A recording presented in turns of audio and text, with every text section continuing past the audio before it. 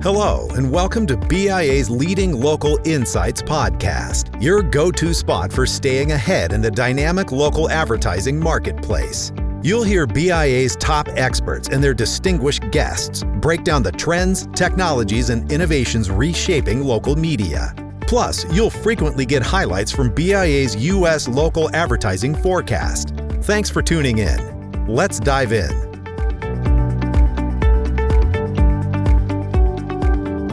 Hello, and welcome to BIA Advisory Services Leading in Local Insights podcast. My name is Celine and Matthiessen, and I'm the VP of Insights and Analysis here at BIA. Today, we're unpacking a major move that could change how ad world thinks about influence and discovery. OpenAI's foray into advertising with ChatGPT. It's a lot to unpack. Here to make sense of what's happening and what it means for all sides of the industry, I've tapped my colleague and expert analyst, Mike Boland. Hi, Mike. How are you? Hi, Celine. Good to be with you. Good. I'm so glad you had time today to help us unpack this. So let's start at the 30,000 feet. OpenAI, company behind ChatGPT, which everybody pretty much uses now, is now introducing advertising directly into the product. For those who haven't followed every headline, what's the big story here? Yeah, so you said it. OpenAI is jumping into ad monetization, and they've made the sort of surprising and unsurprising move to enter this, wide world of ad monetization that we know and love. And I say unsurprising because it's sort of a logical monetization path for something that runs parallel to search in a lot of ways, in that it's like a high intent medium. But it was surprising because Sam Altman in the past has been quite sort of outspoken in his public comments about sort of the evils of ad support when it comes to maintaining trust and the objectivity in like a search engine, or something in this case that's sort of like a search engine. And those comments in the past were a not so subtle jab at Google. But now it's, jumping into that world with both feet. And it was announced at the beginning of the year, and it's been sort of slowly rolling out since. And we've been observing what that looks like in the ad units and how they're targeting and stuff like that, which is all still evolving. But that's the background for now. So for speaking of ad units, for people in ad sales who haven't seen these new units up close, what exactly is OpenAI offering inside ChatGPT? And are we talking about the same old display and banner ads, or is it something new? Can you give us a little insight? Yeah, totally. It's a little bit of both. So let's walk through sort of what it looks like from the user perspective. So first of all, it's sort of modeled after search in that these are ad units that are targeted on a combination of contextual triggers, so the content itself, right? And then behavioral, so that's the user and their search history, and we can sort of get into more of those targeting mechanisms. And these ads will be shown to essentially everyone except for those that are on ChatGPT's like highest tier. I think it's the $200 or the pro tier. And what it looks like is there's essentially three sort of formats so far. And I think these will evolve, but at the outset, there are three. So the first one is like what they call a sponsored recommendation box. And that's the one that's sort of most like a paid search ad unit, where it's sort of like an ad that appears below the organic response, and it's sort of called out in like a tinted box, so it's sponsored. That's sort of the thread that you'll see for all of these, is that they're big on making sure like it's known this is an ad. The second one is a little bit more sort of infused with the content, so that first one sits below. The second one is sort of contextual links.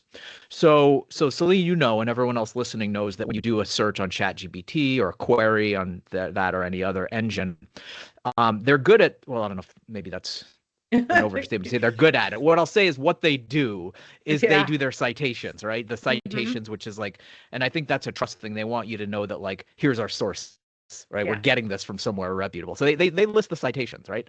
So the second ad unit is sort of a contextual link that's sort of infused within those citations. And again, it's labeled as sponsored. So you're going to see all the citations, and one of them, or however many, will be labeled. And then the third one is sort of purpose built for shopping related queries. And that's where they're testing this sort of like image carousel or product carousel. And it's sort of a scrolling horizontal scroll. So without leaving the chat, you can see sort of, it's Google Shopping does something Yeah, similar Google where it's, Shopping has that right. Yeah. yeah. So it's Mhm. like that. hmm So Interesting. those are the three so far.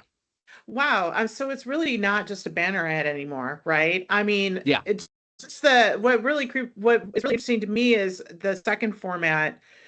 So like I'll give you an example. Like if you Google like how do I get rid of fleas in my house, and a citation comes up with all the examples, but also then an hmm ad for cleaning service or for, a Yeah. local pest riddance company, right? That Yeah. eventually could go to that level besides the ad carousel. So what kind of like, I mean, the citations are really just, Yeah. can be any kind of brand, right? At this point, depending on True. the queries. Okay. Yeah, to me, that's really interesting because we think when we do ChatGPT searches and you see the citations, it's giving you like, this is our trusted source we're pulling from. And so there's a trust issue there that they're playing on too. Will that erode the trust? Like, is that getting Yeah, too close to home? exactly. Like, are they Yeah. getting a little greedy in that second one? Yeah, it's Yeah. good question. Speaking And of I think that greedy, oh, go ahead. go Yeah, no, please. finish. Well, I was going to say I hope that flea search isn't one that you actually did. I hope that was a hypothetical. That's for another day. Anyways, Okay, good. no, you're good. Anyways, so yeah, speaking of greedy, why is OpenAI making this move now, and why does this matter to agencies and brands? What do they need to take? What's their takeaway from this? So for the products. Yeah, so I think no, yeah, that's good. Like we talked about the what. I think it's good to step back and look at the why. Hmm. And I think when we're looking at these things, whenever you look at the why, you get like sort of their motivations, which helps us sort of triangulate where it's going next. But anyway, I think if we take a step back, like why did they do this? Particularly after my earlier comment about like Sam Altman in the past had been so against this, like changed his mind. Yeah. And I think it's there are a few things there. So essentially, this opportunity had enough like gravitational pull to overcome those past objections, make him reverse course. And I think the first one is that ChatGPT has actually decelerated in the past year in terms of its growth rate for paid subscribers. So that's its Go Mhm. plan, the Pro plan, and the Plus plan. I think that's the wrong Mhm. order, but there's basically three paid tiers and then an even bigger one for enterprise. But anyway, the people that pay for ChatGPT, that's the point, as sort of slowed. And I think that really has come about because they're no longer the only game in town. It's like when Netflix used to just have like all the streaming market share, and now it's like there are so many. So like they're losing ground to Anthropic, especially in the enterprise. I mean, Claude is running away with enterprise. And you add all of this up, and they had to sort of diversify their revenues and accelerate this move towards advertising, which frankly was probably always on its roadmap, and do it earlier. And I think another key point there is the timing is key because I'm sure you've heard all this. There's like a lot of rumors on its a potential IPO on the horizon. Mhm. So they really need to embolden their sort of revenue narrative, diversify a little bit more, counteract some of those market share declines, and have just a stronger story to take on the road. So I think that's sort of the why of it all. Mhm. But I forget the second part of your question. Well, I mean, what's the early reaction from like the agencies and brands and the broader Oh, advertising community? So the what? Like totally. what's the reaction looking like? Yes, so not good, I'll say. So, let me explain what I mean by that. So, the way they set it up was a little weird, and I think it's sort of there was a lot of backlash to the terms of these ad programs, and I think maybe in their defense they did that because they knew it was a trial program and they wanted to keep it limited. Like they had some big blue chip brands in their sort of beta. But anyway, there was a $200,000 minimum campaign spend to participate. So that sort of cut out large portions of the buy side. And then the second one is that they were charging a $60 CPM, which is, as you know, a lot in like ad online ad terms. And then third, which relates to number two, the ads are sold only on an impression basis, as Mhm. opposed to cost per click or anything sort of performance based. And I think the biggest objective among those is probably the $200, like $200,000 like entry fee. But I think that a lot of people, the one that's gotten the most attention is that last one, which is that you know the online ad world has developed standards, as you know, Celine, and expectations on the buy side for really strong return on ad spend analysis and ad attribution. And I think it just put this program at a disadvantage right out of the gate by only offering impression-based metrics. And it just doesn't live up to those standards. So the reaction, to answer your question, has been initially mostly negative, but I think I see some ways out of that for them, and we're already seeing signs of that, of how they're improving that and really starting to excite some other pieces of the ad ecosystem, whether it be brand advertisers or agencies or just the rest of the sort of ad tech world. Yeah, so I mean that brings up, so the onus for the agencies and for the brands is really they have to be strategic on the creative and the analytics side when they work with Yeah. them, right? So I mean, how are they measuring success then? Are they just relying on the impressions? What have you heard, or what do you Yeah. recommend to a brand or agency that wants to work with ChatGPT? Yeah, so totally, they're going to have to get creative to sort of work their way around that shortcoming. So I think a few things there. One Hmm. is we're hearing some signs that like the campaign entry fee has sort of dropped. Hmm. The Digiday, I just read the other day from Digiday, they've heard from their sources in the ad world that it's dropping to 50K instead of 200K. So that's positive direction. And then that infamous $60 CPM has reportedly dropped to like 25 to 45 range, which is still, a lot. But anyway, that's dropped. And then more importantly, the way Digiday put this was that tracking pixels or CPC campaigns are now sort of on the table. So they're looking at it. So Hmm. this is all moving so fast. So like within like a month, they've already sort of at least addressed those three major concerns.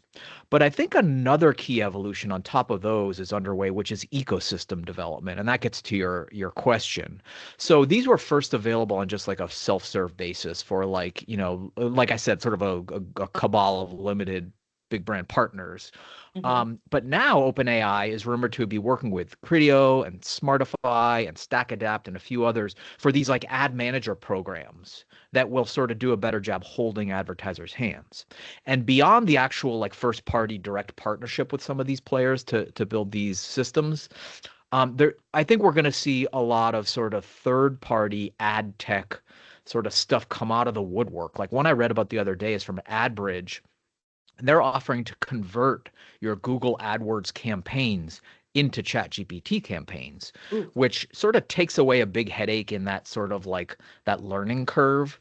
So what they do is they sort of translate all of the strategies within your AdWords campaigns, your keywords, your target audiences, all that into ChatGPT campaigns. So that sort of lowers the headaches a little bit. So I think that we will continue to see agencies, ad tech players, others sort of like rush to this land grab to build ChatGPT ad stacks. Even though there are some of those, hurdles that we just talked about at the beginning, I think they'll figure those out. It will become popular, and I think that the whole ad ecosystem is going to be opportunistic in running into supported as like middle layers. Yeah, it seems to, just like anything else, when the advertising platforms take a tech move, we have a Totally. whole new middle layer of ecosystem or multiple ecosystems, right?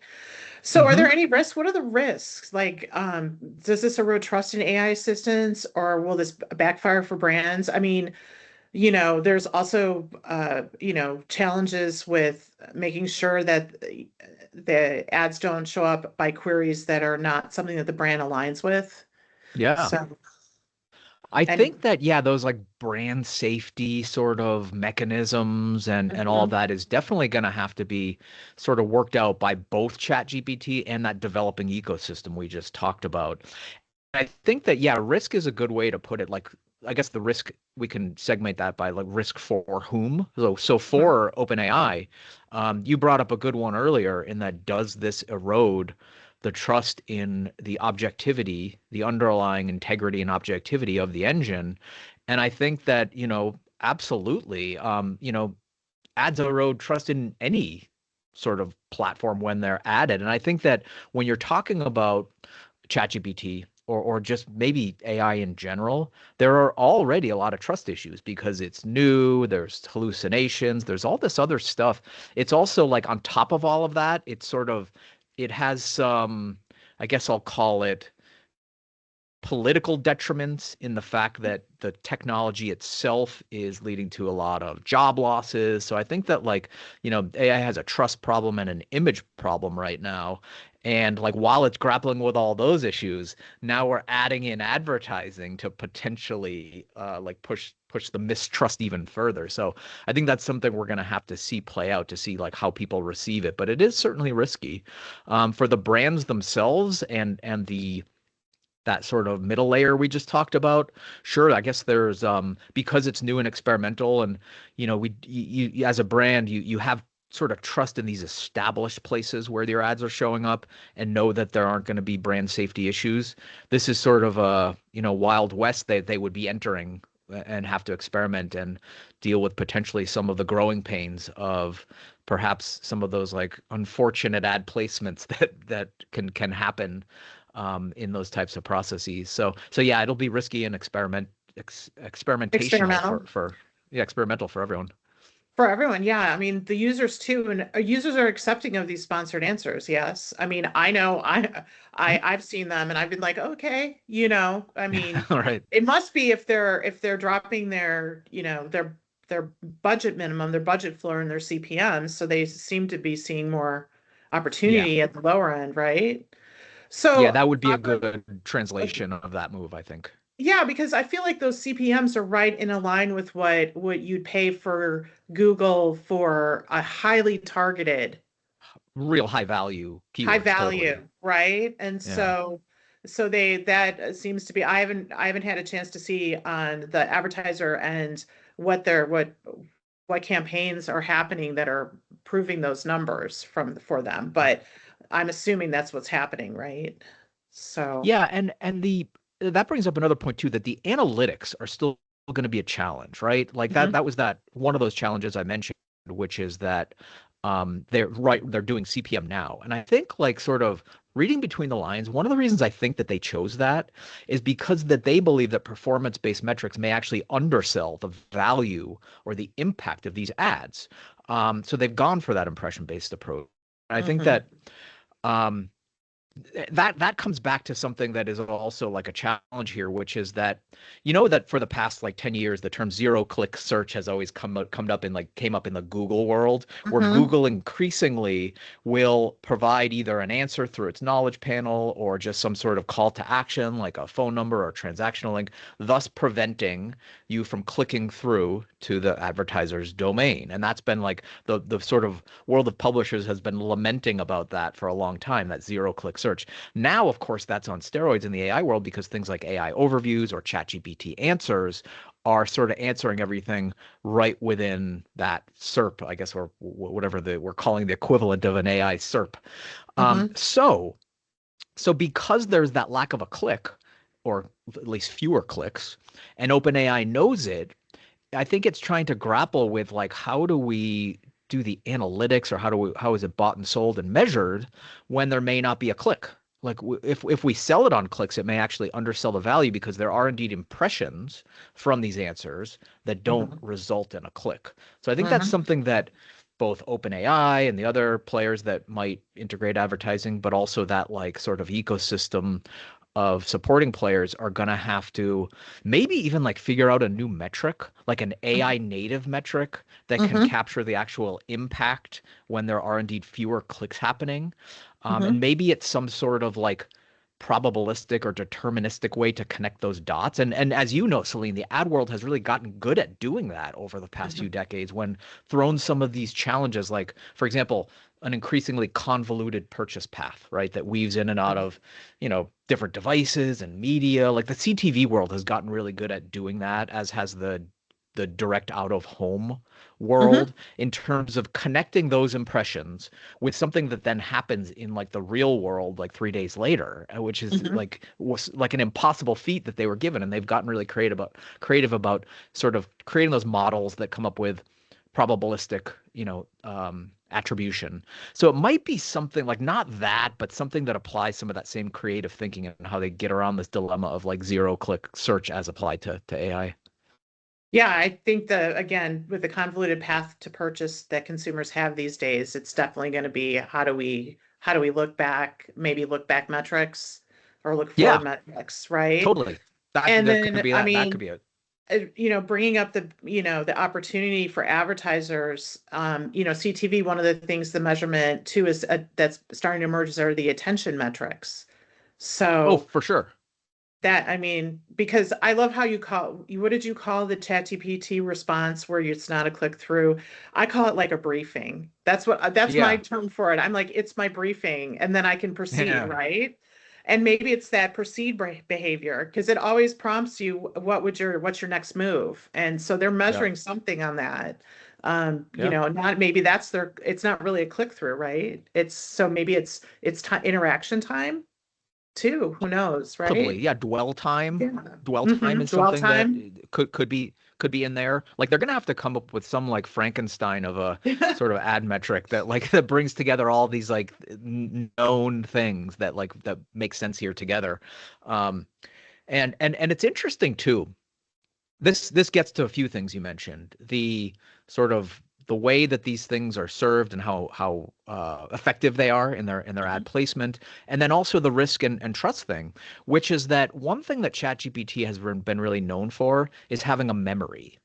So, and this freaks some people out and really like appeases and appeals to other people, which is that you may have experienced this if you're signed in, and it remembers your history. And Google's always done this, but ChatGPT is doing it in this very granular ways.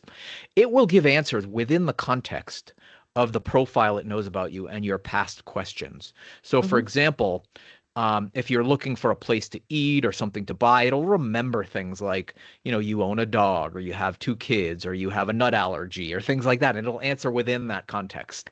And I think that that is really going to help it in terms of granular targeting and performance on the ad side. And maybe that will be part of the calculus for what we were just talking about in how these things are measured, in terms of their effective, um, you know, placement and performance based on the fact that it's like, really becoming this, assistant for people, Mhm. as they ask questions about their life. Mhm. Yeah, that's definitely an opportunity. Are there any other opportunities here for advertisers I can't talk, advertisers as a discipline? Like what? Oh, sure. Yeah. I think just generally speaking, whenever there's sort of like an upheaval, Hmm. industries get disrupted and everything sort of twists around and takes shape in like new shape.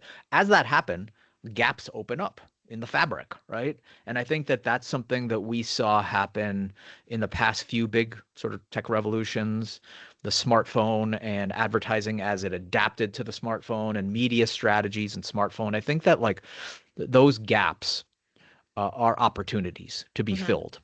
Hmm. And that might be an obvious statement, but I think that like sometimes people forget that in sort of avoiding the mistakes of the past few revolutions. Like a lot of the sort of the media entities, I won't name any of them, but Celine, you and I have known these folks, for the past 20 years in the sort of disruptions in the internet age and then subsequent sort of smartphone revolution. Those that sort of took a wait and see approach or those that waited too long, sort of missed the boat. And I think that that happened in recent history, so everyone should remember that in Hmm. terms of like acting fast. And I think that the evolution of AI is actually moving a lot faster than the smartphone. And there are a few reasons for that, but one of them is it's bits rather than atoms, right? That these aren't, the adoption rate of the iPhone, for example, like it took a few years to get up to like 100 million users because these are talking about shipping actual devices and things like that. AI is software and it's moving so quickly and it's being adopted so quickly. So I think that the opportunity to jump on top of it, whether you are a brand that's advertising, whether you're an entity in the ad stack somewhere, just it's going to move quickly. So I think learning the lessons of the past few tech revolutions is important in terms of not waiting on the sidelines. Um, and I think that that's all very general. I think to bring that to more of a specific level, let's Hmm. take like the folks in our world, which are media sellers, They could be, working in actual ad sales or in executive positions, whatever the case is. I think we had Steve Pruitt on this podcast Mhm. recently, who is from Cox Media Group. We were talking about automotive, and we were talking about like good sales strategies. And something he said, I think, really stuck with me, and I think it applies here, which is that as a sort of, say it's from a rep's position, right? As Mhm. a rep, if you just know your stuff really well and go in to clients or potential clients and sell by not selling, by being a source of education, make them smarter about something that may be giving them anxiety, something new. And I think that lesson applies here because there's a lot of anxiety around everyone that's just like, this AI thing is happening so quickly and I need to get up to speed on it so that I can like report to my boss on how this applies to us, or that I can, just at least sound smart at cocktail parties, whatever the case may be. I think that as reps or as just media companies, to educate their clients and be that sort of entity that holds their hand into Mhm. this, crazy new world, they will remember it. You'll be their guy, you'll be their AI guy. And I Mhm. think that trust and that relationship will translate into dollars in terms of their spend on a longer term basis. So that's one sort of at least tactical piece, is just like know it inside and out. Spend your time listening. There's so many great podcasts. I started listening to one called How Why AI. There's a Mhm. lot of great YouTube influencers that are doing educational stuff on like how to use Claude, and there's just all kinds of cool stuff out there. It's free education. So like make yourself smart on this stuff and then be a consultative educational resource for your clients. And I think that's sort of the best thing you can do these days. Well, I think too. Yeah, I think that's definitely the way to go, because even the media sellers that are out there, their companies are using AI, or who they partner with are Totally. using AI to generate ads or to help come up with the audiences that when they plan campaigns, so they can honestly say, well, we use it, I'm already Yeah, learn using by it. doing. Yeah, Yeah, forget so forget it's about the podcasts that I mentioned. Learn right. by Well, no, doing. I think Yeah. it's funny that you mentioned the podcast, because I have an email newsletter that I love, that Uh-huh. gives me the daily down low and explains what's happening with all the Nice. different. Yeah, I'll send it off after this. I'll forward it to you, but it's really cool, and it also has like it has fun prompts, like goofy prompts, like the goofy prompt of the day, or Nice. like, so it's neat. But Yeah, it it's can tongue be in fun. I cheek. think, Mike, I think you're right. I think part of that is getting used to something new like this, is for the local sellers too, to just have fun with it, talk about your Yeah, experiences with it, because it's not, I totally. mean, we're all using it in some way, shape, or form, whether it be generative or I'm not going to say the A word here because it's in the office with me, but you know what I'm talking about. Totally. Voice recognition or voice command, everybody has some sort of touch with it or have heard about it. Yeah. So final question, looking to the future, what do you think OpenAI's next move is as the platform grows? Is it video product? What is it? What do you think, Mike? Totally. So they're sort of all over the place, but they need to be because things are Mhm. moving so quickly. So, like I said, Claude is eating their lunch. Anthropic's eating their lunch when it comes to the enterprise. So I think that they're going to really put a lot of resources towards competing in the enterprise to catch up to Claude. One Mhm. thing that they've already done pursuant to that gets to video, which you just said. So Sora, they killed Sora, Oh. which was their generative AI Mhm. video generation engine.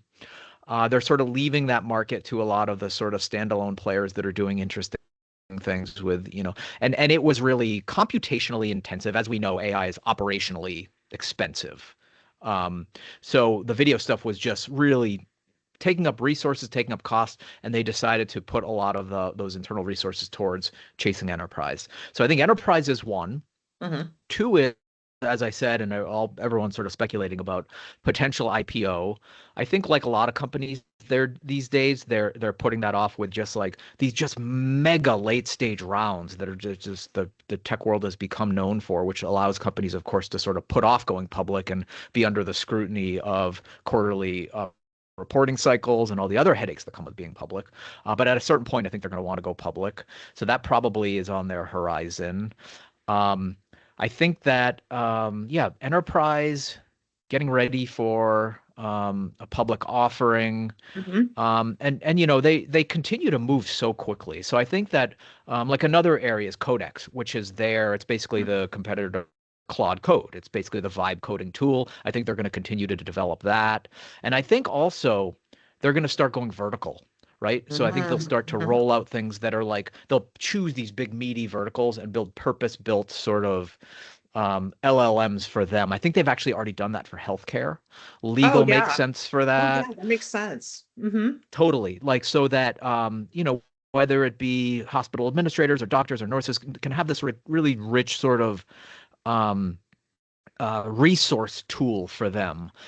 And I think that some of those verticals have also regulatory requirements, like Hmm. HIPAA requirements in healthcare. Hmm. So you sort of need an LLM that's like contained within that world. So that's the reason they've gone there. I think legal is going to be a good one for sort of vertical drill downs in their innovation. So I think segmenting vertically is another area they could develop.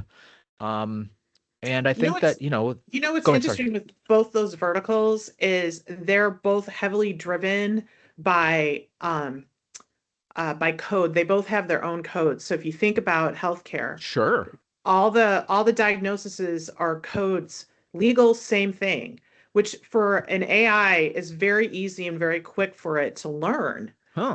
Good point. because it's very black and white. There's not a lot of, for if you had to like, if you have to track somebody and they're as a patient or as an ID and their what they're going through and what they're prescribing and who they talk to, all that is, yeah. And that's really Totally. interesting. I just kind of thought about, I'm like, yeah, that would be smart to start with, with industries or verticals that are big, but also are very easy to understand because Specialized. of how Easy to they're understand. Yeah. structured. Yeah. Yeah. And highly hmm specialized. there's So, you're right that there's a lot of structured data there. yeah. And LLMs like structured data, but Yes. also maybe this could be an opportunity to finally solve the decades-long problem of electronic medical records and sort of Hmm. federating them and not having them be this like siloed mess. Maybe like there's some sort of agentic solution to that. Yeah, that keeps the privacy, Yep. or at least gives me permission to provide the, one doctor to another without having to write, sign paperwork to do that. And hmm yeah, yeah, for sure. Well, Mike, this has been so amazing. Thank you for sharing your time and your intelligence and your expertise with us today. We always appreciate and value your time with us. I do too, definitely. So with that, I guess, we have another one coming out. Should we talk about what we might be doing for the next one for those listening? What did Sure.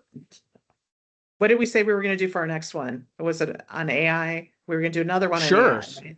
Yeah, no, I think this as we just talked about is moving so quickly. So I think this will Right. be sort of an ongoing topic that we'll cover. But Okay. but one sort of subsegment of this overall AI discussion that I'm excited to talk about, which we can sort of tease for our audience, is the intersection of AI and search, which we talked about in this episode, but particularly in the art of SEO. You know, the world has been sort of learning and mastering the art of SEO over the last 20 years.